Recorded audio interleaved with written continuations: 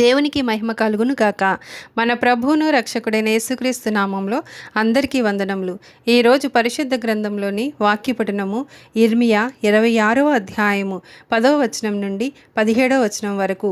యూదా అధిపతులు ఆ సంగతులు విని రాజు నగరులో నుండి యెహోవా మందిరమునకు వచ్చి యెహోవా మందిరపు క్రొత్త గవిని ద్వారంన కూర్చుండగా యాజకులను ప్రవక్తలను అధిపతులతోనూ సమస్త ప్రజలతోనూ ఇలాగనిరి, మీరు చెవులార వినియున్న ప్రకారము ఈ మనుష్యుడు ఈ పట్టణమునకు విరోధముగా ప్రవచించుచున్నాడు గనుక ఇతడు మరణమునకు పాత్రుడు.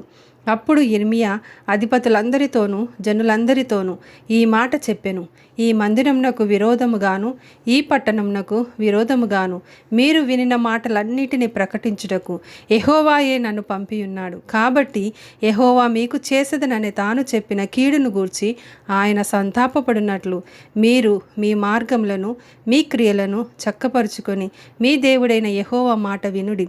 ఇదిగో నేను మీ వశములో ఉన్నాను. మీ దృష్టికి ఏది మంచిదో ఏది యుక్తమైనదో అదే నాకు చేయుడి.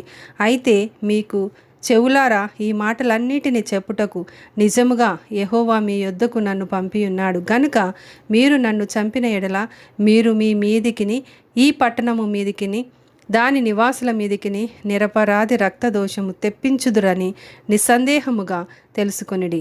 కాగా అధిపతులను జనులందరూ యాజకులతోనూ ప్రవక్తలతోనూ ఇట్లనిరి, ఈ మనుషుడు మన దేవుడైన యెహోవా నామమును బట్టి మనకు ఈ సమాచారము ప్రకటించుచున్నాడు గనుక ఇతడు మరణమునకు పాత్రుడు కాడు.